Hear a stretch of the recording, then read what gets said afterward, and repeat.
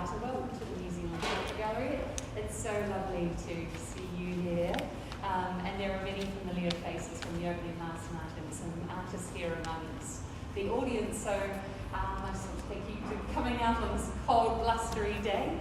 We are pretty privileged to be able to hear today from our judges, Karl Maughan, local painter whose work I'm sure you've all seen, and Dr. Linda Tyler, who was our judge in 2020, just before the lockdown, and has returned again to share her insights with us. So, kia ora to you both. Thank you so much for your work, and thank you for making it really hard for us to make a decision on which is our favourite and the people's choice. There's a lot of works here that speak to different people in different ways, and I've really enjoyed being able to spend time now with the work a lot more out away from the screen. So just a little bit of context for you around the scenario of how the Adam Portraiture Award is judged. Artists around the Motu submit their works digitally, so they see the photograph through, and then the original selection of 45 around you, judged based on that photograph digitally, and then that selection is brought here, sent from far-flung places such as Alaska and Australia, and the judges come and make their decision based on what they see in front of them. So that's the process. Other little bits and pieces that I should just let you be aware of before we kick off. At the south end of the building is a wharepaku. We need to make use of the facilities, and this building has been earthquake strengthened. So if we do get into that situation, just go like a turtle. Drop and roll. But if it's really bad, then we head for the rocks. So without any further ado, I'm going to hand you over to our esteemed judges. And again, thank you so much. I'm looking forward to hearing about how hard the process was for you and the conversations you had along the way. Thank you so much, Janine, and thank you all for coming out on this rainy lunch hour. And what I thought we'd do is perhaps use the screen and also take you around the room a little bit in terms of looking at the particular work. So, as you probably know, there were 351 entries this year in the Adam Portraiture Award, the 12th iteration of the award, and last time that I judged it, which was in 2020, there were 390 odd, so slightly down, possibly due to COVID and people having various difficulties during that time with materials and access to studios and so on. But we were really impressed with the range of work, and it was quite a hard business to get the numbers down to between 40 and 50 for the finalists touring exhibition, which is what you see on the walls here. And on the screen we're going to show you a few images, which is how we first encountered these works. So Karl and I didn't get to see them in the flesh, as it were, until Sunday afternoon. And I was quite careful not to actually see the names of the artists either. It's always a chance you'll run into someone you know. It's quite good to choose something without knowing, you know. Which was interesting about this work, because I know Dick Frizzell very well, and I suspected it was by him initially. And it seems odd because it's two portraits really, Steve and then Chadwick behind him, John Chadwick, and Chad as everyone called him. And what it is that it's her with her portrait, Dick Frizzell portrait. So she has the portrait at home that Dick did of John, and she's standing in front of it in both of those images, up and down. But the artist has rendered the Steve beautifully, really well. It's a great bit of work. And funnily enough, the thing that doesn't quite work in the painting, I feel, is the fact that it's the rendering of Chad, which is kind of wrong for the style of John, sorry. And Sorry, Karl. yeah, sorry, off out of the thing. Yeah, so it's the, yeah, so that was the only thing that seemed a bit odd about it. And it's because it's a different style that Dick Frizzell used, yeah. And I think we perhaps Oh, should brilliant. explain that Steve Chadwick is Dick Frizzell's sister. She's also the mayor of Rotorua. Yes, sorry, yes. And was Minister of Women's Affairs and Minister of Conservation. Seen here is the Queen of Hearts with her family flower, the lily of the valley, draped around her. The artist, Tony Armstrong, self-taught, but wrote You did a real great base. job. It's a beautiful Yes, work. yes. Yeah. Very nice. Would you like to use the microphone, Tony? Come on up. Come on up. I'll bring the 'cause microphone otherwise to you. people won't hear You through can your stay there if mask. you want. The only You have to reason- hold the have to microphone hold right it now. up like Right up to the you're mouth. eating an ice cream. So with Steve, Closer, closer, closer. closer. Sorry. Sorry. Is that better? You'll get there. Yeah. So Steve sat for me, and it wasn't long after John had passed away. Wow. And she had walked me around the house, and she went through the poem. And it is Dick's Frizzell's portrait in the background, which has a very emotional poem written beside it. Yeah, it's incredible. But the reflective part and the tearfulness was when I was sitting with you. So that's what made me think of doing two parts. It's a great work. It really is. So that's why John was in behind, because she was still Yes, emotional of course. Yeah, no, I get at it. that time. Yeah. But yeah, and then she didn't want to be. She wanted it more personal when I did the portrait, so it's a little bit more personal to her. Like an ice cream, is that better? Yes. Yeah, she wanted it more as a personal, not so much as a mural thing, but I still felt it was part of her, and there's a lot of personal things in it, like her rings, which are all to do with her sisters. One has passed away, and different meanings, so it's got her brother in it, and her sisters in it, and Dick, the portrait was to include the brother. Yeah, no, it's beautifully done. It really is. It's wonderful. No, and I love the way it needs a dot in the middle, in which you can spin it round. You can have sad, sort of thoughtful Steve, Yeah, or happy right. Steve. I put two strings so she could choose which way. Brilliant. I love it.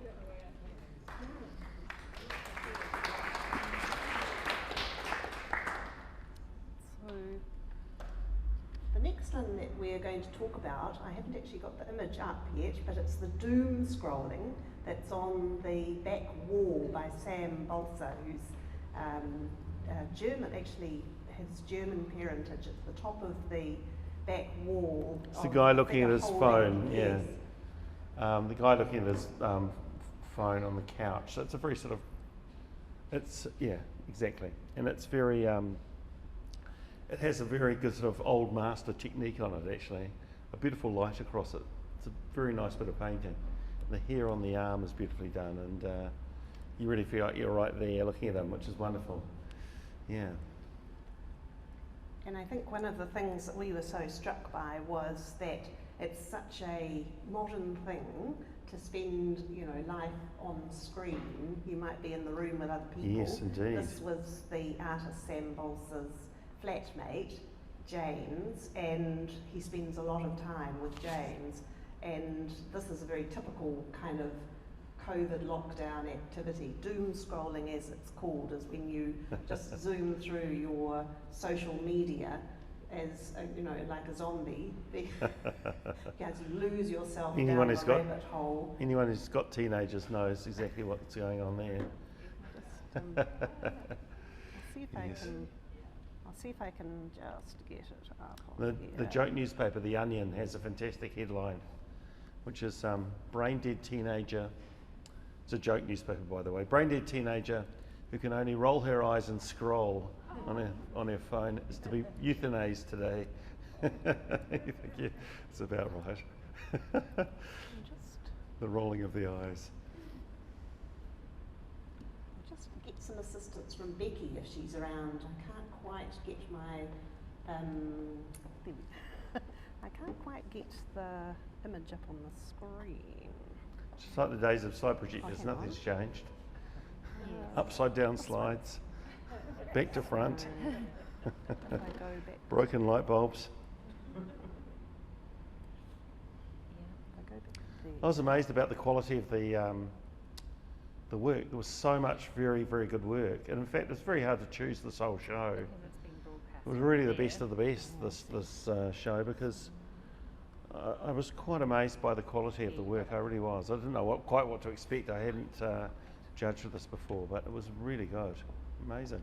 Yes, just if you can see the screen now with Sam Bolster's Doom Oh, brilliant, scrolling on yeah. it, you can see how fascinating the light is in the image, Yeah. because not only is it being reflected from the screen with that blue cast, but there's also the atmospheric light and Yeah, it's got that sort of Vermeer look, isn't it? Or Rembrandt look. Yes, exactly. And yeah, it's beautifully done actually. It's hard to make someone looking at a phone very interesting, but he's done a great job. Yeah, so see if I can go on to the next one, perhaps. So maybe if we just go through here. So that is Vincent. the next Ah, one. Vincent. So Vincent's right above you. And we've looked at this online because, of course, we don't get the artist's name, so we're just looking at an image, and we thought, somebody's chosen to do Vincent van Gogh. That's interesting. In the style of Van Gogh. But they've done a great job because they've done, But it's actually the artist's son. yes, So- exactly, yes. And then, and they've also done it in such a way that it's not Vincent, but it's the son. So I think it's a very clever bit of painting there. You don't know what size you're getting as well when you look online. And You think it might be huge or tiny. It's very interesting. Yeah. Yeah, and so this particular artist with her husband has only been learning painting for 18 months, and she's been taught by a Chinese artist in Auckland called Alvin Chong, and I talked to her last night, and she's really experimented with media here using gouache, which is an opaque kind of poster paint, some acrylic and some oil. So she's really mixed it up and laid it on with a palette knife, so you can see that it's quite thick and textural. But for somebody who's only been making art for 18 months, It's really, really good. Yeah, quite I an really like it. achievement. Very stylish. So And it's that's- always good to copy other artists' work to get going, I feel. You're running a bit low on ideas. So And to Fiona look Barclay at- is yeah. the name of the artist, and the next one that we're going to talk about is the large portrait of the Māori man Gareth Barlow that you can see there, Tawa Yeah. Paikia. This is a beautiful work. I spoke to the artist last night about it, and these little dots as a sort of pattern behind the painting which give it a real strength. And he did all of those by hand, and they're quite marvellous. But the figure is so powerful in its own right, so yeah, really good work. Yes, you may remember this artist from 2 years ago with that same technique of lacing over the surface of the work, and in writing about his subject, part of what he's wanting to convey is the mana of the individual, and also wanting to very highly detail the tāmoko on the man's neck. And if you look at the variety of colours that are in that neck and in the chin, he's managed to kind of evoke, using quite a abstract style, evoke all the colour of both the tattoo and the flesh, and create this sort of quite impressive and noble figure. Yeah, I agree. Yes, I'll just try. I've got it here. I'll give it a go.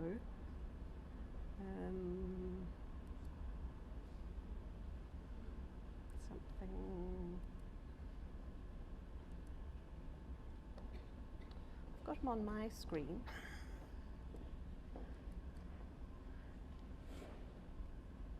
Oh, there we go.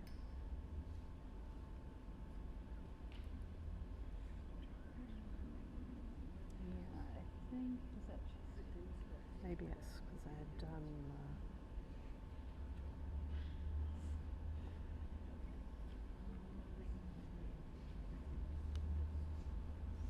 No such luck. It's sort of like this. If you can close version. the other one. I close that one. There you go. Oh, Now, super. now view full screen or forecast it. Yeah, that one. That one. Yay! Yeah, well done.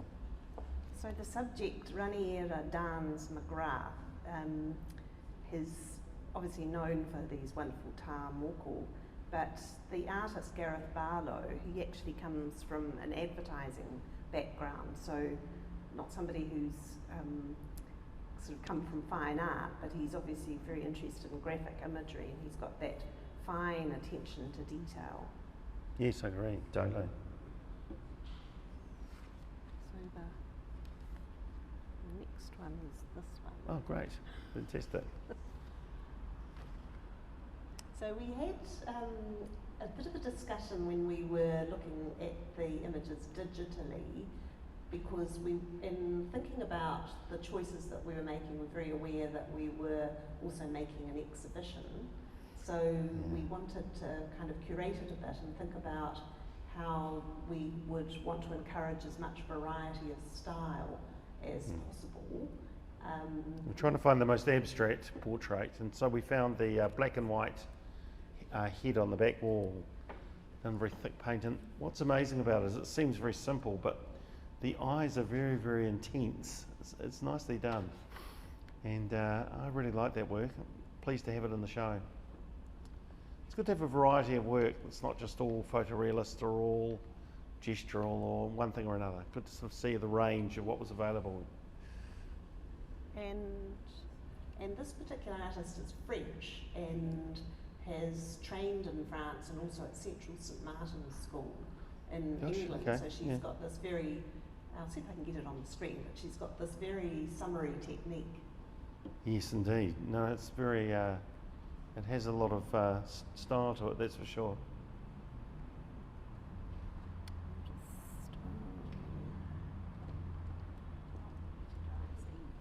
I don't have more here, so I've got to go into here, but I don't have the artists' names. Okay. So it's very hard to search them. Let's just go to the website. Oh yes, good idea. And you Maybe can we'll leave it up to Janine to do.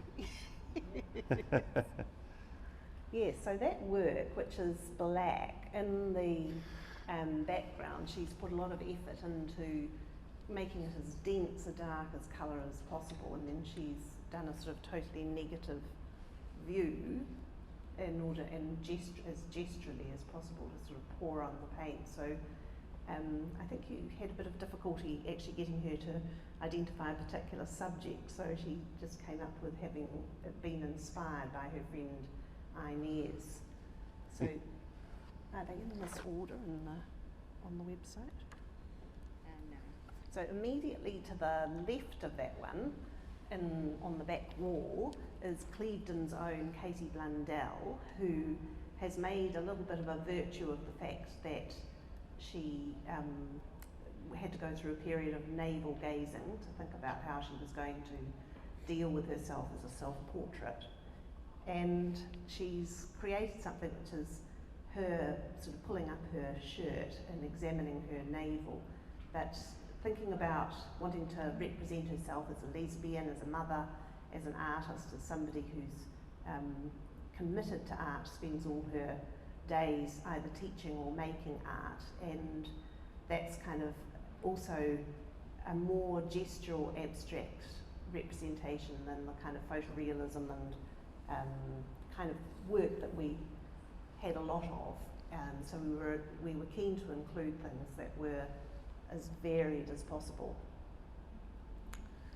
Yes, indeed. Good. Well, I loved it because it had the feel of something like a combination of Peter Blake and David Hockney and Patrick Hanley, a New Zealand artist, and Very bold colours. Yeah, bold colours and abstract design and clever use of. It's got all that orange and just one bit of green in the corner, and it's nicely balanced. It's a very nice work actually, and again, not traditional way of painting a portrait. So, yeah, that's what I was looking for when I was looking through the slides, was a real sort of variety. And I especially like the paintings that have the extra stuff around them, other things. But yeah. Perhaps if anybody has any questions while I solve the problem of how to get this on the screen, ask Karl. Clock Tower at Alton University. It's a lovely portrait, yes. Any questions, guys? No? Okay.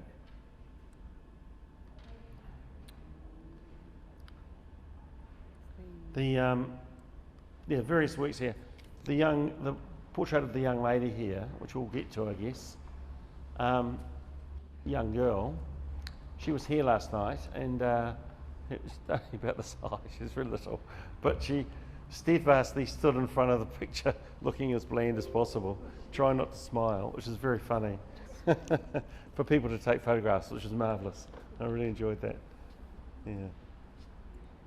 Sorry, folks. We'll just got a little technical glitch. So I don't know how to make. Oh, that's showing my screen. That's probably might not work. I don't know how to get that to go. Oh, it might be in the settings.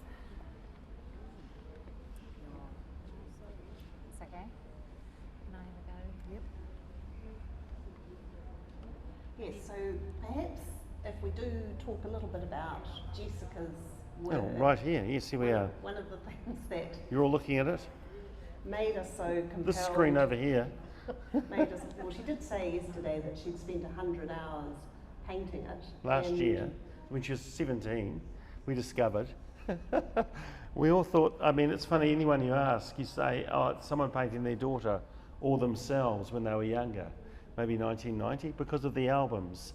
And, but not that at all. It was a photograph taken in lockdown last year, and she painted it last year. Yeah, so we looked at Lou Reed and Oasis and thought, oh yes, it must be somebody's in their 40s or 50s. And I think, Karl, you even asked your friends overseas how old is the person who's painted this work. They all said 49, 50, yeah. But I figured the scrunchie was a bit of a dead giveaway because scrunchies went around in the 90s or the 80s. So I wasn't quite sure, but she wore the pants last night, or turned up in them to the gallery, and she bought them for $7 at an op shop. So in fact they probably were 1990s pants, but of course everything gets recycled so fast these days, around and around. Yeah. Super. Now I've got a driver in the driver's seat now, thank goodness. Brilliant. So Good. last night I was asked by Chris Laidlaw why this work didn't win. And Oh, okay. I was, Is Chris Laidlaw the artist? he's the expert. So this is a very compelling painting. You can see it masterful in the wall, and the amount of colour and expression I think in the surfaces is pretty fascinating. But one of the things that we were kind of looking at, not that we wanted to find fault with everything, but the kind of evenness of treatment rather than, you know, just the face being the concentrated effort and everything else kind of subsidiary. So we looked at the ears in this one quite closely, and there's been a lot of attention paid to the eyes, but you can see the ears are not quite given the same Yes. love. What I liked about it was this idea of going straight into the face. So actually cutting off some of it. There's a few paintings like that in this show. And It's a clever way of really focusing on the eyes of the person.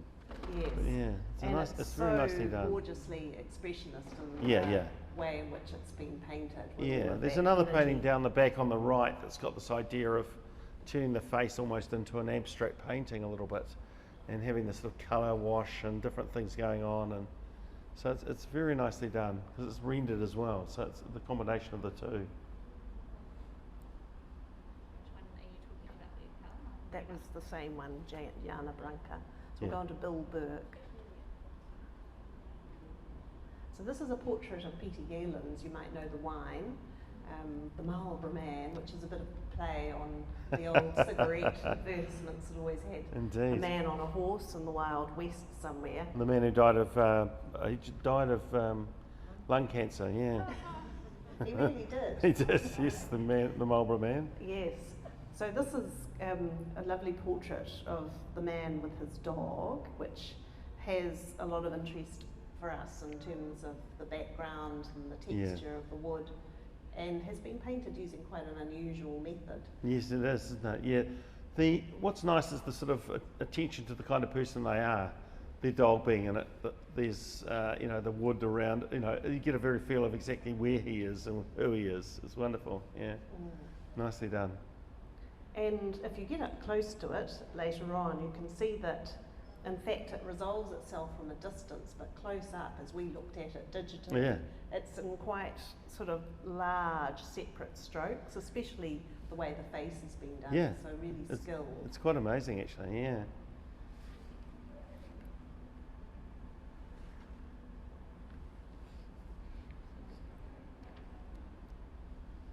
Next one's Simon. So we didn't have this artist, the next artist, which is Michael Crowley, with us last night because he's unavoidably detained in Australia. Yes, indeed. It was a great story, actually. The But sitter. we did have the sitter there, Simon. I spoke to the sitter, and Wee he Rutini, yeah, 4 times Olympic skier. yes, 19 times in New Zealand champion, wearing the shirt, the orange polka dot shirt. I was like, oh, that's you, yes. And the title of the work, Whakapapa, just to play on the ski field and of course his own whakapapa as Yeah. he is able to connect He to the said- mountain. He said the artist was working for the fraud squad in Australia and investigated Alan Bond, the miner who lost all his money and pled poverty, but he still had his Van Gogh, his Iris's painting he'd Do you bought, remember that $58.1 million painting Yes. of Van Gogh's irises? which apparently And the Alan Bond auction painting. house actually leveraged most of the money from to buy it, interestingly. But anyway, so this artist set about trying to find where the painting was to get it back for the creditors. And he came out to New Zealand to investigate and talk to Alan Bond, who was out here. Alan Bond had since gone back to Australia and had somehow got friends to arrest this man, the guy investigating him.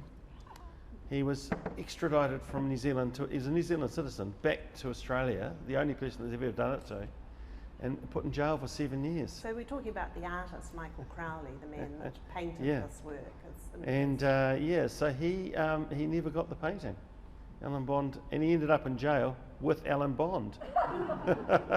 And he met him in the courtyard and said, so you got me in jail for 7 years. So really interesting. terrific story. It was a great story. I was like, wow, fascinating.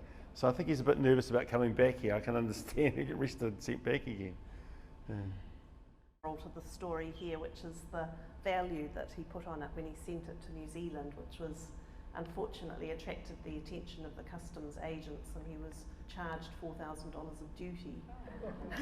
Always a mistake when you're sending work overseas. Never put a value. It's like sending a present to a friend on overseas. Never say anything it's more worth than the $200. materials. Because I'll never say it's worth $200 because it's when it gets there, they want them to pay something like 70 or 80 pounds of duty to pick it up. So This work, which is relatively small, when we saw it digitally, we thought it was quite a large piece. Oh, yes. And it's really fascinating to read about the background of the artist, who's from Uruguay, and actually studied. A lot of artists from the Bauhaus went to South America as That's they right, fled yeah. the rise of Nazism, and he was taught in a kind of a Bauhaus-inspired way, and you can sort of see that coming through with all that love of geometry, the circles and the colour. yeah, I actually had a feeling they'd almost maybe stuck on the circles, and actually almost three-dimensional. But yeah, it's beautifully done. And he chose this particular subject, he said, because of the length of her neck, and he was able to make of her this kind of, abstract composition. It's called The New Thought, and it's actually all about feminism. And Raphael attributes the sitter, Coral DeMarco, with this sense of self-determination, but also kind of being a representation or a cipher for womanhood in new direction. But it was unlike anything else we had. Very inventive. Yeah, very There was inventive. nothing like it in the whole of the 351 entries, so Yeah. had to go in. Yeah, and it had a real quality of painting. So yeah, it was great to have it in the show. The next one is one of the highly commended, just here on the left-hand side. Elise De Silva's Mum, Can We Please Go to the Panmure Pools, which is painted by a very skilled watercolour artist. And you can tell, it's amazing that it's watercolour. I It's know quite there are a few remarkable. people in the room that have had a go with watercolours. You know, if you lay down any colour whatsoever, it's very difficult to go back and rework. You've got to start surface. again. So You for know, her to it's- be able to get all that refraction and reflection going on with her two daughters, and to do that skin colour and get a lovely portrait of them both, it's really, really clever. And a great idea, such an interesting idea and a way of looking at someone coming up through the water. and It's obviously very good. based on a photograph, but also it's got this incredible sort of abstract basis with the surface of the water and the sparkles Exactly, yeah. on it. So we were very struck by that technically. The sparkles being just literally the paper, Yes, so there's the nothing white paper. So where you that's the see very the clever white thing about watercolours. is You just don't- paper showing through. You don't ever use white, you just use the paper as white, which is so hard to leave it when doing all that other paint because it washes over itself so easily. And the three aviators with their World War II bomber jackets. This is a self-portrait of the artist with two friends, and I think has wonderful colour potential with the little plane going, peeking out behind, and she comments that they were preparing to go rather nervously on an open flight, you know, Yes, without... I met her last night and she said, so we were sort of like surprised with this, do you want to go up in a plane? And the next minute we're in this plane, climbing almost what seemed like vertically with no roof to the plane. It was very terrifying. I liked it because it was a good sort of counterpoint to the four men, the older men drinking at the bar. So the sort of two paintings together was really nice to have, I thought, have both of them in the show. So the artist Louise Dench, that's her on the right-hand side with her sort of smile, and as she describes her, they all put their sunglasses on to be a little bit like aviator glasses. But she has a background in textiles and clothing, so she's always had this great love of colour, so translating some of those Yeah, the things. yellow plane is wonderful in the It background is. there. Yeah, it's wonderful. It's good painting that. Yeah, so this particular one has, we were struck by the use of shadow in it, Yeah, Lisa so good. DeVries, and it's down there. To cast the shadow through the middle of the face, but also have this looking up at them, so it's sort of quite menacing, but also not so menacing, but just quite sort of changes the whole feeling of the perspective. So there were very, very few artists that had done this, of going from a completely different perspective. And I kind of liked the dynamism of it, with the V of the roof and the shadow across his body and face. And it's a portrait of her son, Tyler, so it's got quite an Yeah, intimacy it and has.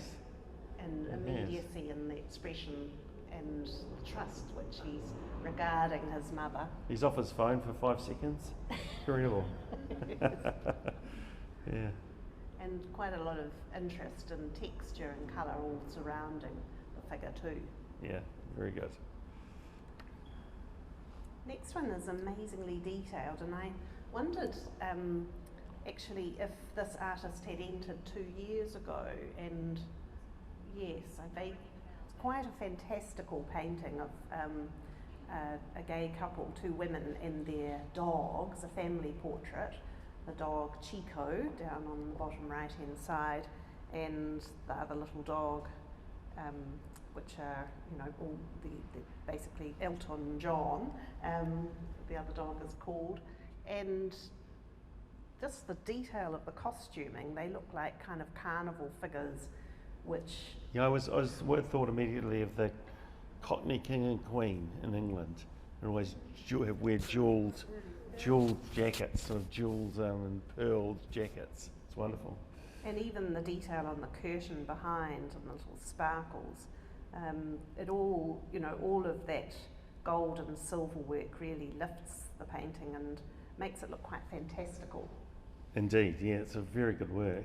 Yeah. The next- Those dogs, she said she's going to do more, she's doing a portrait of a dog. And I said, the dogs, if you look very close at those dogs, they're beautifully done. It's wonderful, yeah. So this one by Christine Fowler, you can see on the wall on the right Oh, over right, here, yeah, it's just over there. with her a very faithful pooch, Bruce, just peering in Nice. on the Does right it not hand work? side. And was a sad time for her in terms of her life when she painted this work in 2021, because in the past 12 months she'd lost her husband and her father and her mother and also a son. So she'd had all this grief and felt like she was going into the winter of her life. And in a way, although it looks like a kind of just a realistic moment when, you know, you're huddling by the potbelly stove keeping warm, it's symbolic in the sense that she feels like that was a period in which perhaps, you know, everything was getting very chill and lonely. And she has the steam from the kettle going out the open door, which is a bit of a metaphor for the spirit life. Ah, I see, right. World. I just love the Bruce is terrific, the dog. centering someone in their lives so carefully. It was brilliant. The dog, with that stare back to the. And Christine's been a finalist a few times before. I think 4 times before. She's a very good painter of Adam what's Portraiture surrounding Award. the artist as well as the person. You know. It's a self-portrait, isn't it? Yes. Yeah, it's very good. I like this a lot. And then we have the rather fun ladies on there. Yes, this had to go in. The naked ladies. Yeah, so it's a self-portrait with her sister, Yes. Linley Gallagher. And is Linley Gallagher here? I'd love to hear from her. She said her sister, I spoke to her last night, and she said her sister said she was up for a bit of fun. So they stripped off for the portrait, which is a really good thing to do. It's great. I particularly like the curiosity of the cows, because cows are very curious. Oh, they sure are. creatures. They're incredibly intelligent. In fact, people think they're more intelligent than dogs or horses. I wonder about that actually, yeah. Yes, So so they're you can never definitely pitch a wanting to know tent. what's going on. If you've ever pitched a tent in a field full of cows, it's a huge mistake. They come over and trip over the guy ropes, collapse it around you at night. Yes, so she's a self-taught painter as well, and obviously really enjoyed using the contrast of the colours of the pink and green together. Yeah. There's a very nice landscape behind too, so it's nicely combined, yeah. It's great. I met this artist So last did I. night. She was great, wasn't she? She was. I was Feeling surprised a- how young everyone was, of course. She was feeling a little tired when she painted this self-portrait, which was when her second child, her second son, had just been born, and she really felt that she'd tried to enter the Adam Portraiture Award before 2 years ago and done quite a small work, and felt that this time she'd be brutally honest and do a larger work and pay attention to the huge dark circles underneath her eyes from the sleep deprivation. She felt she was almost drunk with sleep Yeah, deprivation. she had the difficult having these child that tiny wouldn't children. sleep. So she said I was delirious without sleep. So I'm amazed she could actually paint anything in that state. But it's she actually did got that quite sort of mesmerising old mastery quality Yes. too, with the focus on the Oh, eyes. it's a very nicely done painting. I was deadly impressed by it. It's beautiful. Mm. Yeah. And Dame Susie Moncrief, she was in, there was a portrait of her, you might remember, in 2020 as well. And here she's been shown with her sister on her left-hand side, on your right, and also a daughter and a granddaughter. It's a great bit of painting, this. It's very reminiscent of Jackie Fahey's work. Yes, we were reminded of Jacqueline Fahey and all that sort of collaging together of episodes of the world of wearable art. Oh yes, definitely.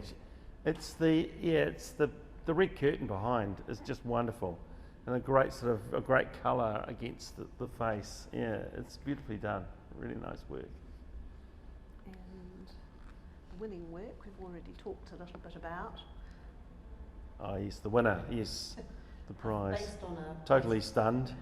based on a snapshot that her friend Wilhelmina Heeringer took of her when they were mucking about before COVID lockdown. So it was a reminder of how before, you weren't allowed to visit your friends, how she'd been able to socialise, and in fact it's Wilhelmina's bedroom which has all the records and all the vinyl and so on, and those are Wilhelmina's sheets. But the style of the attitude of the sitter, who's young obviously, But it's that brilliant thing of having the hands in front of the face. I love that. And it was really, really just a dynamic portrait straight away. You thought, wow. It's acrylic, yes. 100 hours it took her. She's never painted in oils, and Karl was encouraging her to give them a whirl. Absolutely. That in oils would be incredible. But yeah, you know, it's not bad in acrylic at all. And it's cheaper when you're at art school, I used to remember. Oil paint too expensive Yesterday when you're at art school. She had her photo taken by the Herald photographer and Dominion Post. She was wearing the trousers that she'd found for $7 in an op shop, and she thought that she should, you know, credit the trousers. Really, it was the inspiration of having the opportunity to paint these velveteen, well-worn trousers. That kind of was the challenge for her. And another's an artist, and Yeah, that's I met right. her father yesterday, and Sarah, his partner. So it was interesting to hear how she's always had this commitment to painting, and obviously a real dedication. Yeah, definitely. I mean, she's really good. Long may she run, I say. Yeah. Next one's another highly commended. Oh, no, it's this one. This was almost a highly commended. It's funny, isn't it? We love We very close on this one to giving it a prize. this.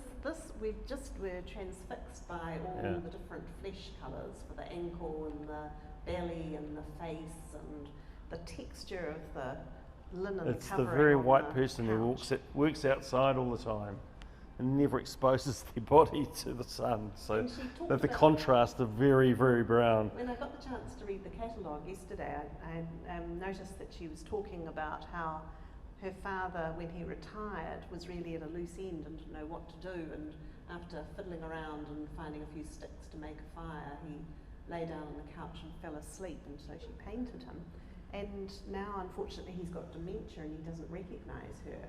So this is a kind of record of that moment when he was transitioning between his working life and then old age. So it's really quite a sad representation, and we had a bit of a discussion as he did, didn't we? Well, it does feel like it's got that sense of double play in a way. But you know, of course, when you are asleep, you could be dead in a way too. Sometimes, you know, the way you're sleeping. So But all the textures, the embroidered cushion that you can see Yeah. behind his the couch he's sitting on is crooked just knee, wonderful. and also Yeah. the two cushions which are up by his head. Yeah, I They've agree. all got they've all been treated so differently as textiles. Yeah, the hair on the arms, everything about it is brilliantly done. And this one we gave a highly commended to Yes. because we were both rather impressed by the pastel technique. Yes. And in fact, Chalky pastel is when I- very hard to use. it sure is. And when I talked to Yeah. Raywyn last night, she flew from Auckland to come to the opening last night, and she brought with her. She her drove down from subject Whitianga to Thames, to pick him up. pick yes. up the subject, drove back to Auckland or to Hamilton, and then flew down here. Yes. Wonderful. And she's never worked in anything but pastels. You know, when she got this huge array of oil pastels given to her, so it's just, you know, business as usual for her. But the fineness of the technique, particularly Peter Plum is a carver, and if you look at the texture on the carving behind, it's amazingly detailed. Yeah. And then she's also able to get the harrier hawk, the Australasian harrier hawk, the kahu, almost transparent, flying through as a kind of Yeah, tuku or a sign. as she drove down to do the portrait, she saw the and felt it was a sort of sign in a way. So she didn't put it in the painting. She made it as part of the sort of feeling of the painting. Yeah. But when he walked in last night, I recognised him instantly. Yes. Just That's how we discovered who most people were. Yes. The portrait. Yes. Unfortunately, it's not a very good reproduction in the catalogue. It's too red. So here on the Yeah. screen, it looks a lot better, a lot closer. And the next one's the runner-up.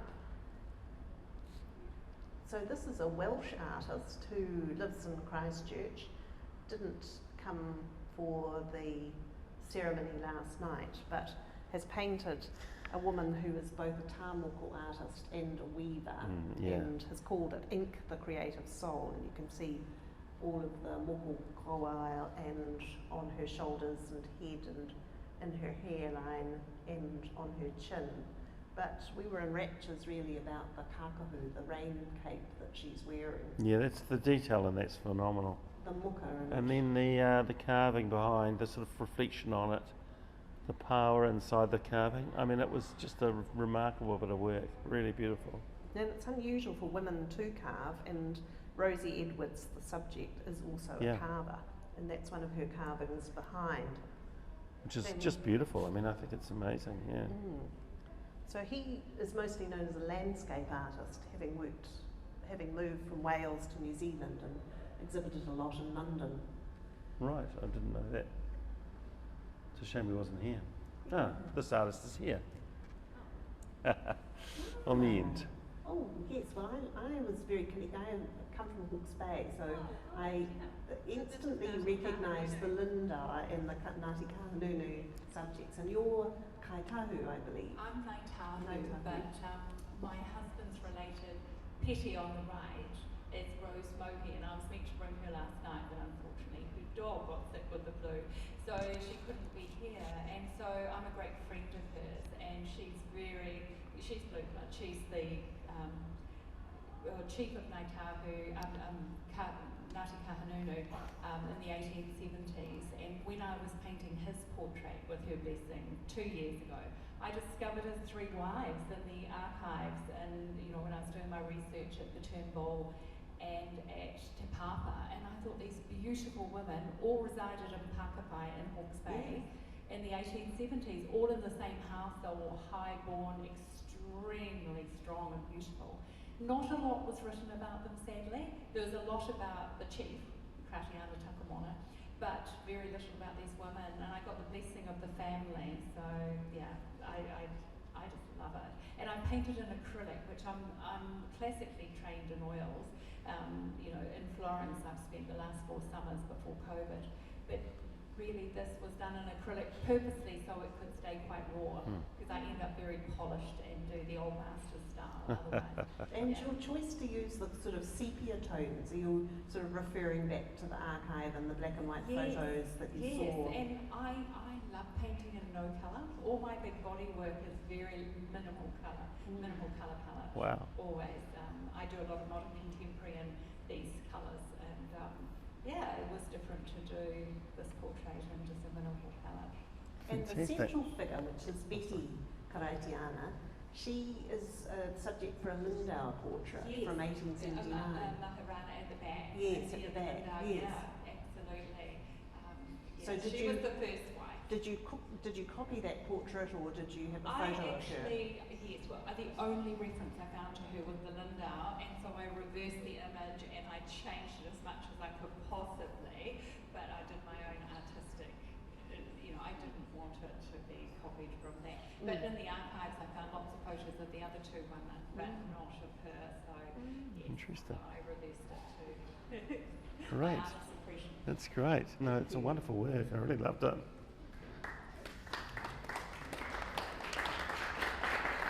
So this next one, by Marcel Kalma, who's a yoga teacher, is called Kickboxer, and the subject is Elan Nail, and we just were fascinated by the way in which the skin texture is rendered, and I think mosaic is probably the best description Yeah, I of how agree the pieces entirely. are put together. This is a New York artist, Chuck Close, who painted big portraits of friends back in the 60s, very like the very photorealist one here. But later on in life, he moved on to these portraits that were very painterly and very abstract, sort of independent abstract images building up a portrait.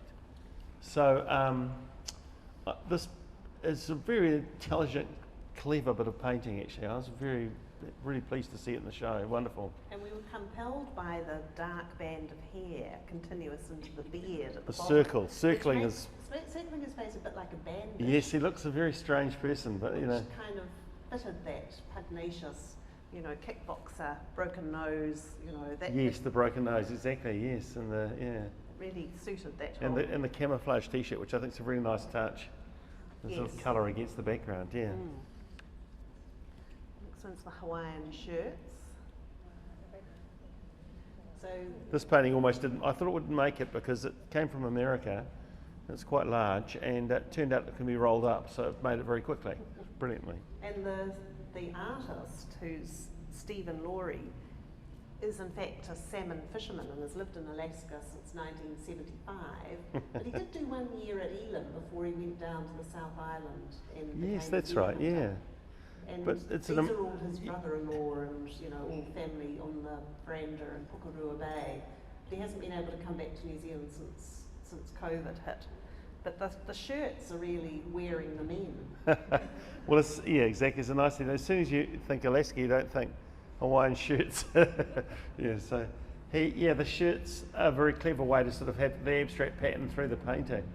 It's a nice work, this. A very nice lighting in the background, and yeah, it's a great bit of work. And the next artist actually won the Adam Portraiture Award in 2020, Sasha Lees, and she came with her now 10-year-old Yes. daughter, Nakora, last night.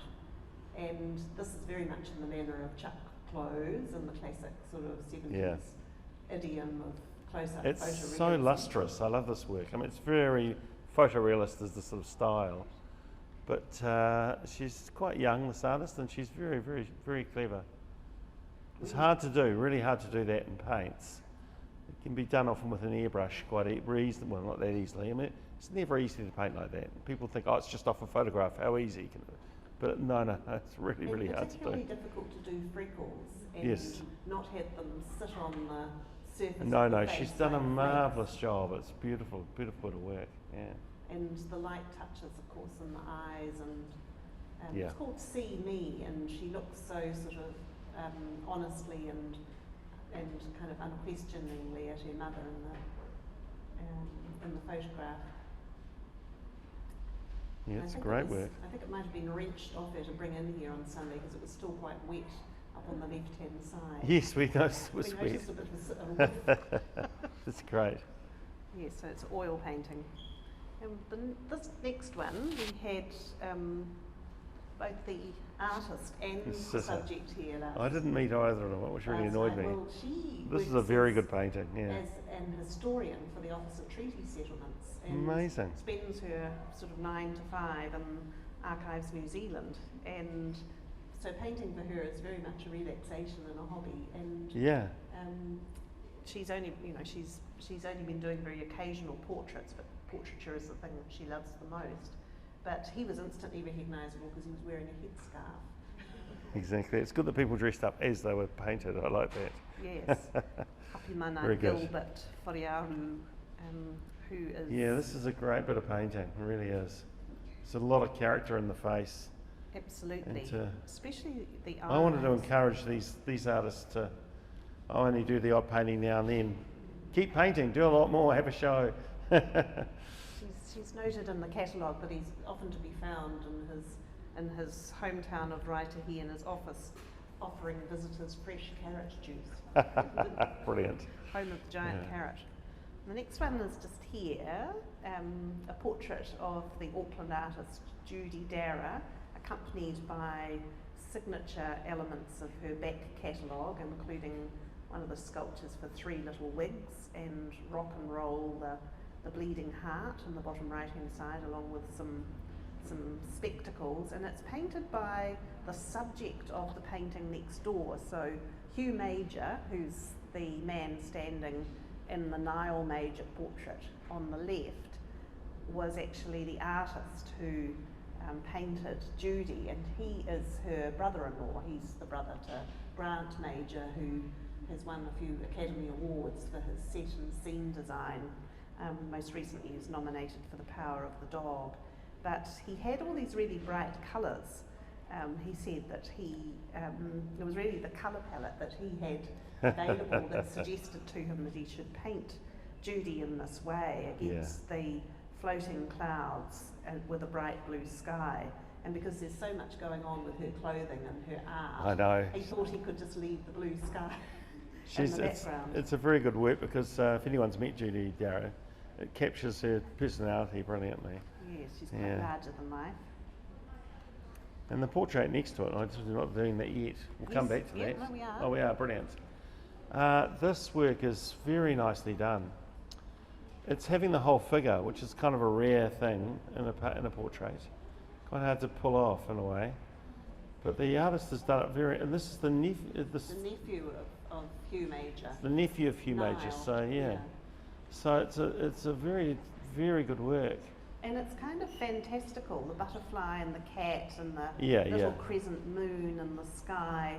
It's got that little magic realism touch to it. It has indeed, I agree. And he's called it Humorous Majorius, turning Hugh Major into The Latin, yes. the Latin species. But it's got, the view into the distance, very much like kind of historical art. The next one's painted on glass from behind. Oh yeah, this is such a good technique. So difficult to do, to kind of paint on one side, knowing that all you're going to see is the very first colour, really, of what you've painted. And So we didn't meet be this very artist careful. last night, but No. she describes in the catalogue how she started using this technique because she was to overcome her fear of making marks. So she It's always a couldn't quite difficult thing see- to do. Couldn't quite see what she was doing, but she's introduced that beautiful taniko border up the top, which is a homage to the father of the children, and the work is really centred on the mother, who apparently used to stay up until 2 a.m. and wait until the children were fast Yes, asleep and doing everyone her must know study. the child that needed to touch you Yes, until it's they fell such- asleep, which such is, a classic thing. you'd always try and sneak away from them, then they wake up. But the perspective in it and the use of this Yeah, no, it's a found great glass bit of paint on. design, Mm. and the dynamism of that is wonderful. Yeah, I really liked it. The next one's one of the highly commended works, and it's just on the wall behind us here. And you might not be able to see when you're looking at the work, but perhaps you'll be able to see in the reproduction on the screen the little horses which are running across the tabletop. Yes, that's beautifully That done. gives the work its title, Hold Your Horses. Can everybody see those? The make out the little, this horse, another horse in front of the child with the blue shirt, and a third horse just under the arm of the other brother who's lifting up the noodles.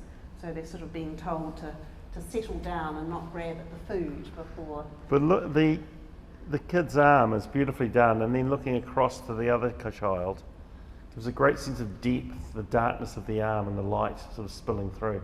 The sunlight on the hair. Oh, and the use of the hair of light in arm. that work is Yeah. really beautiful. Yeah, it's a great bit of painting.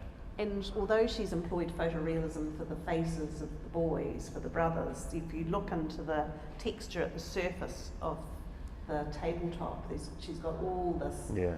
phenomenal colouring and texture going on. Yeah, and quite All painterly is that, very that painterly aspect. and Yeah, quite abstract. it's wonderful. This is the mathematician, again the artist's son, Samuel Moore. This is Amanda Moore, math tutor, 2022.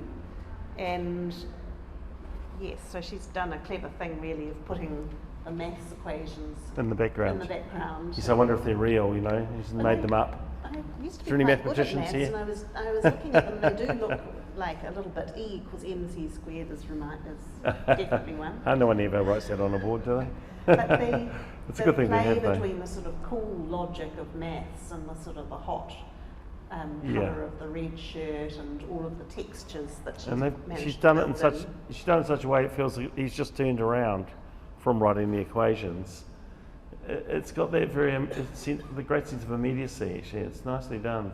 Almost And- slightly blurry, like he has just literally turned around. And also the classic daylight, on the side of his Oh, yeah. face. So really use of really strong directional light. Yeah, no, that was wonderful, and the sort of light, the reflected light on the other side. Yeah, And she's an Auckland-based artist, mostly doing portraits for the last 30 years. it was very good. Yeah, very good work. The next one's just over here. Oh, this is great too. This one's on the wall just to the left of the three kuia, and it's quite a small painting, but Yeah. we really felt it packed an amazing punch in terms of the glints of light that were on the nose ring, on the pendant, on the silver around the neck and in his earrings. And such a striking image too. It's wonderful. And the artist who was here last night, Jessie Rawcliffe, has lovely. a back tattoo completely all over her back by this sitter, Richard Warnock. And that is how he appears. And she said that for most people, he looks very confrontational, quite scary, but he's the gentlest, Yeah, that was most interesting. humble, Yeah. person who speaks very, very quietly and is very self-effacing. So she really wanted to honour his skill as a tā moko artist, and also to give you something of the sense of his introspection, his introversion. Yeah, no, it's a very, very clever bit of work, this. It's great. Richard Warnock, his name is. And then we've got the Frida Kahlo tribute. This is great, this work. It's very nicely done. A clever bit of use of the idea of a portrait, but also as a still life. Yes. And that blue, that very sort of sky blue is wonderful in the background. Yeah. So Sarah Roberts is the artist, and she was 2 years ago also in the finalists group in the Adam Portraiture Award. It's very Carmen Miranda, the composition Yes, with yes, the it's arrangement wonderful. of orchids and And the ranunculus. face is beautifully rendered too. So it's her mother, and lots of texture and colour in the face, lots of greens and purples and Reflecting from the complementary flowers. colours. It's Yeah. nicely done, yeah, it's great. And we've got the sad cowboy. Omar Jackson Taitian is the sitter, Clark Roworth. This one being in a tondo format immediately Yeah. made us think about, historical painting. Yes, it feels very historical, but it's also got that great, I guess, again, painterly use of more old master style of portraiture. And the sort of the grand person, you're looking up at them. It's nicely done.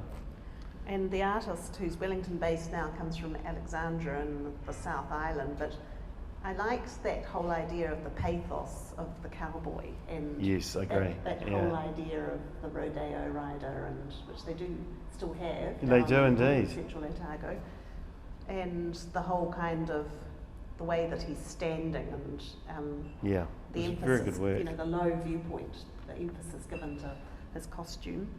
It's a good work. So Mark Rutledge. This is a great work. I like this work. I managed to get him to sign my catalogue with his backward writing, because that's how he signed his work as well. And Yeah, this is this is from Head Like a Hole. The guitarist, drummer. Yeah, he just wanted to do a portrait of me. He said, well, I don't want to do a standard portrait. It was after a gig, so he just played a gig, this guy. And he said, how would you like to stand? And he said, I kind of want to just stand like this. So it's a very sort of disarming pose, and it's beautifully done. God, I was amazed by it, actually. Very, very nice bit of painting. And you can see all of the texture on the tattoos on his arm. And he's It's great. His cloth, for catching sweat Yeah. while he's performing, Yes, hanging out of indeed. his back pocket. Exactly, and then just not painting the painting to the edge, which is quite clever, actually. I like that. It's it's an old thing that masters would do.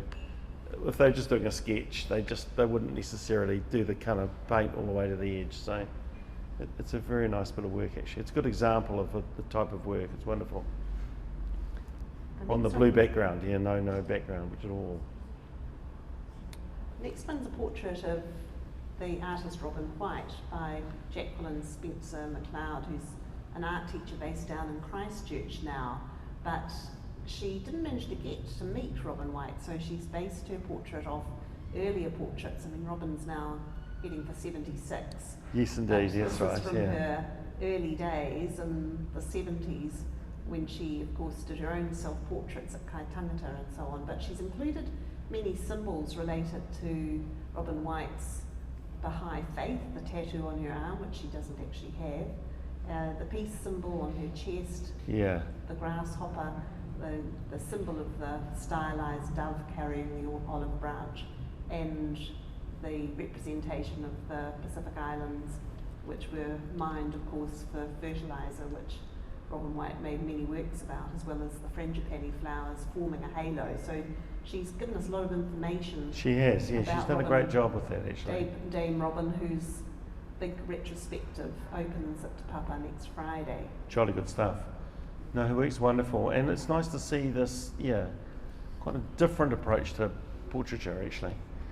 It's sort of reminiscent of someone like Nigel Brown and various other artists. Really, really a way of using, like the Judy Darragh painting, of using imagery of their work or their imagery in their lives around them. Yeah. A lot of artists who enter the Archibald Prize in Sydney, often depict other artists and usually give you a lot of information about their work. Yes, isn't it interesting that actually? Yeah, very similar.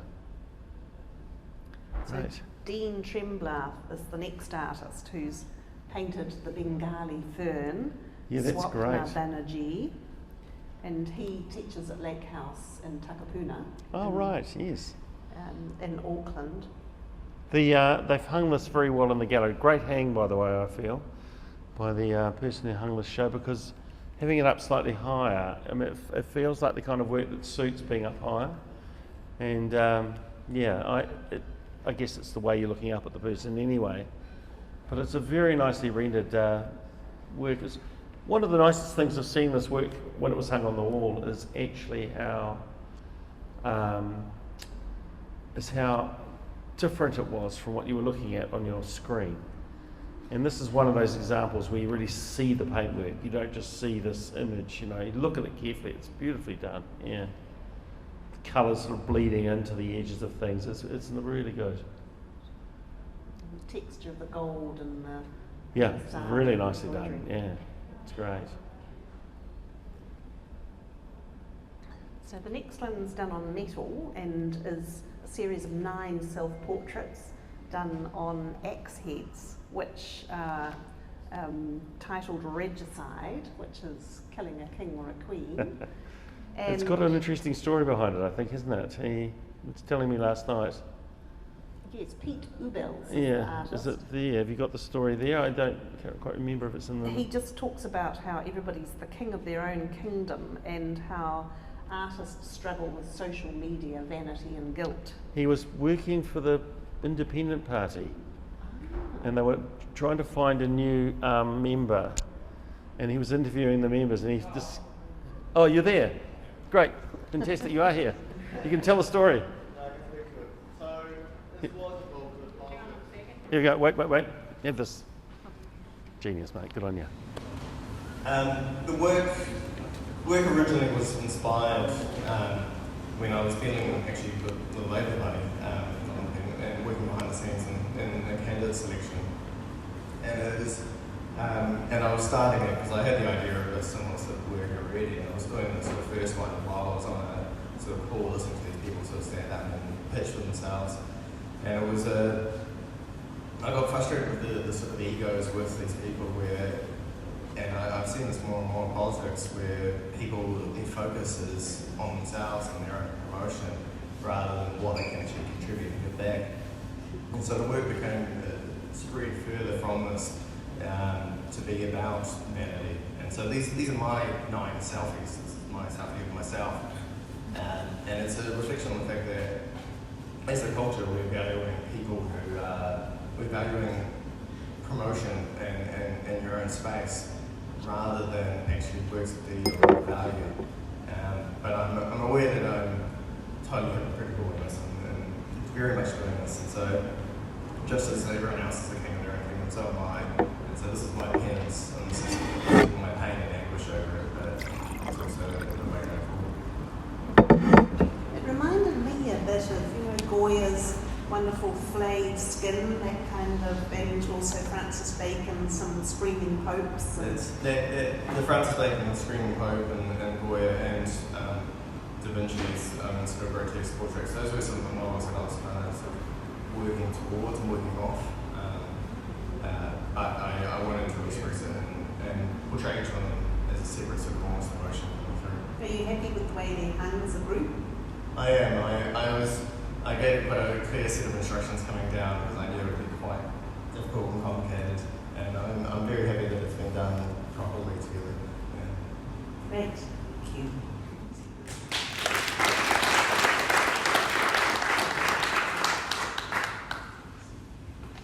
So we had Patrick Ehrlich here last night. I don't know if he's here today, members of the band Peking Man, if you remember, from the 1980s. And it turns out that Karl actually booked Peking Man to play the Elam Ball, 1985, at the 6 Month Club in Auckland. The Zoo Ball, as we themed it. with Margaret, his sister, as the And singer.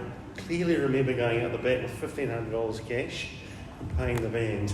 So he just did 1 year at Elam himself as Yeah, he's a training great pianist, guy, yeah. and he spent the rest of his career really as a musician. But this is a portrait of another sister. All with his voice. So he does quite a lot of operatic stuff. Yes, He's classically voice. trained, yeah. So he's a really interesting guy. He is. And this is a very sad story about his other sister, younger sister, Yeah. whose name is Rachel. And we love this portrait so much because of the texture of the velvet on her. That velvet is clothing. painted beautifully. He said he spent hours on it, which is really good. You can tell, it's incredible. But sadly, Rachel committed suicide, so this is actually a posthumous portrait of her. And it's got this Yeah, it's kind very of sad, element actually. just with her expression. You know, the beauty of her smile, I think, has got this aspect of nostalgia. I even thought that before I knew the story. I thought that it had this sort of sense of something from the It does. past. It does feel very personal, very much so. Yeah, when you see it. It's a really good work. I kept rather rudely referring to this work as having a strong whiff of bacon about it, because it reminded me so much of some of the portraits from the 1960s and 70s of the English artist Francis Bacon, but also the New Zealand artist Alistair Nisbet Yes, Smith that's from, what I felt as well, from Helensville. It's called Figure 39 by Ashton Wastney, and it's a self-portrait, and he's Nelson based, but Nelson raised, but he lives in Melbourne and has been exhibiting there from Brunswick since 2018. Yeah, this is a great work. I mean, it's nice to see something that's the broken up face, or maybe like the almost like the cubist face, or just a different way of looking at a portrait. So it's great to have it in the show. Yeah. Incredible. It's sort of grotesque, but it's got all these incredible different perspectives on, the ears and the eyes. Yes, and the exactly, nose and the yes. mouth. Yeah. You can relate to it as a So portrait. we have the it's next artist in the room. good. Excellent. Oh, Fortunately. good. No, we're going to put him on. He's great. I've seen him down the back there. Fantastic. A former winner of the Adam Portraiture Award in 2012. Apparently he's spent the money already though. And this is That was a while ago. only 10 years. And this is titled One Night, One Mirror and a Couple of Bourbons. And I'm sure he's going to say that's all we need to know, but we need to know more, Stephen. Yeah, this is just obviously just me in front of a mirror. It's painted with a Zorn palette, so it's only 3 colours.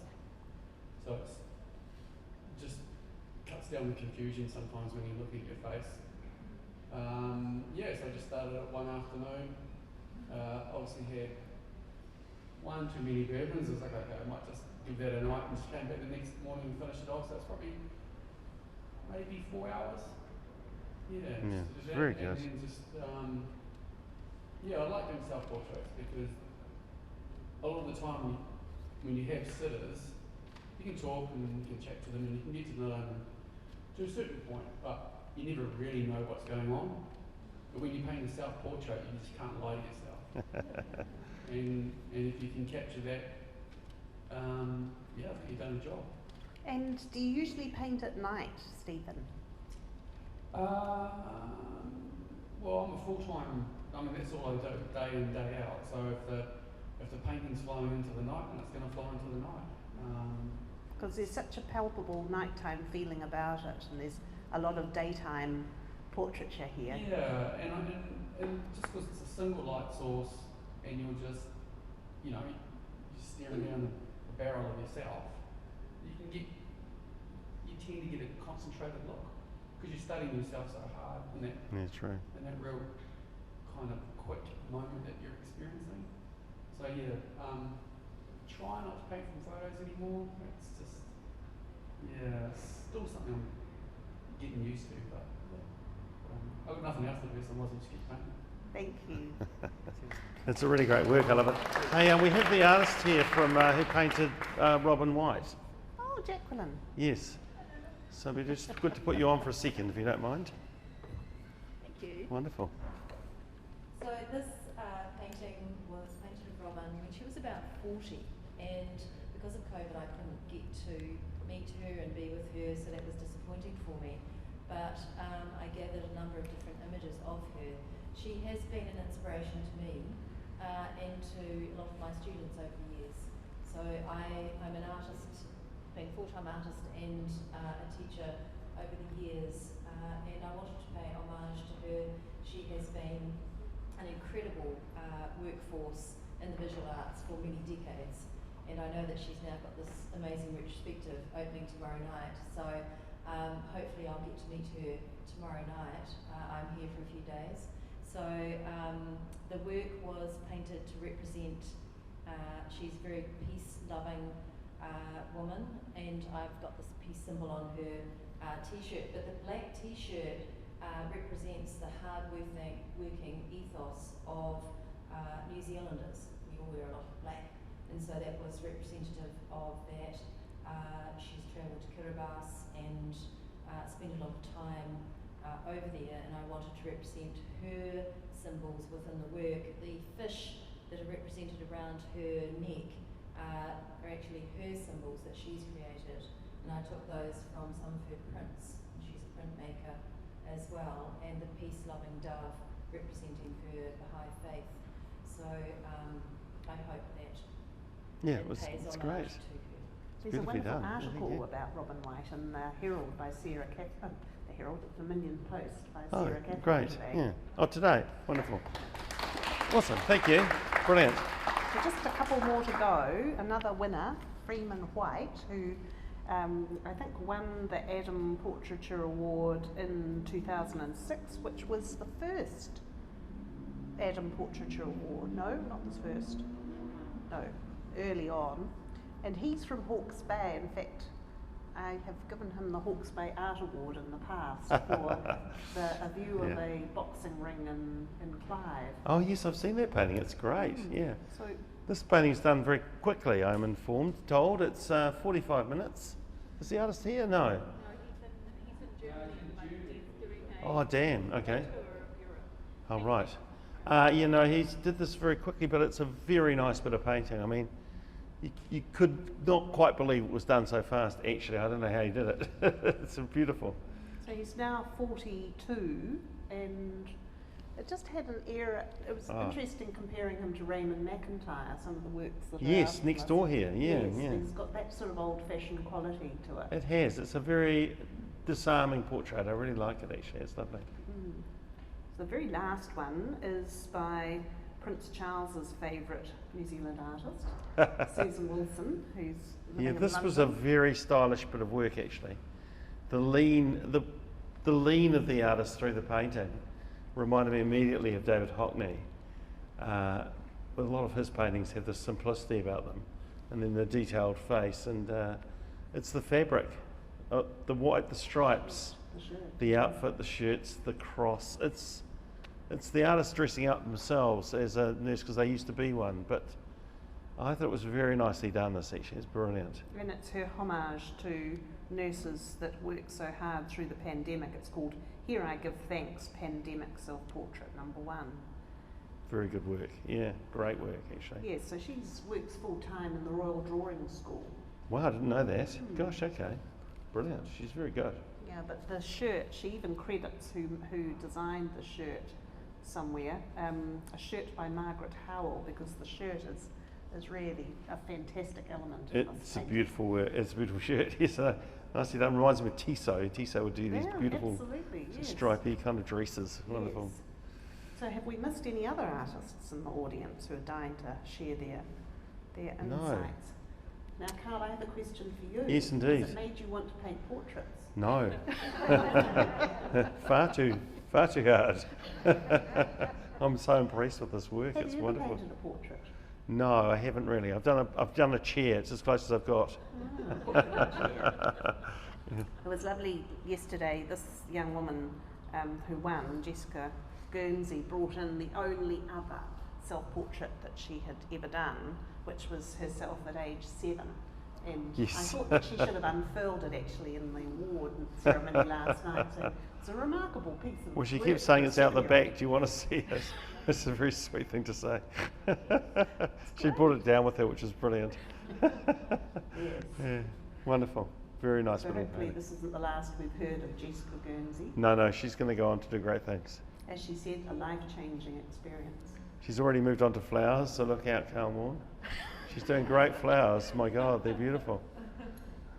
Any questions from the audience or anybody want to make any comments? You'll have to use this. You mentioned a couple of times how you hadn't known the sizes of the Yeah. portraits. And I just wondered whether that wasn't something that ought to be provided by the artist. Would it be helpful to you? No, it's quite good. It's a bit like the experience. How do you select the one that tours New Zealand? The selection process goes ahead of the one that tours. How do you select that? A lot of works aren't able to be included in the tour because of basic physical and logistical reasons. We have quite a large space here, and the other spaces that we tour to don't generally have as much room. That's really, it's slightly arbitrary in that way. Not as discerning as the adjudication that Karl and Linda provided. Yeah, but yeah. So do the venues make a selection or do you select for the venues?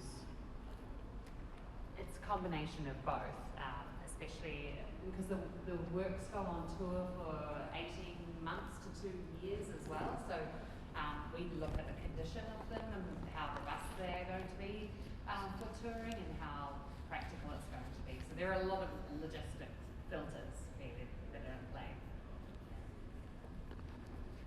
May I ask, when this is the photographed or film, whatever digital, when will it be on the Portrait Gallery website for the general public or anyone who's here please to see? Thank you. As soon as possible. It's already on Parliamentary TV.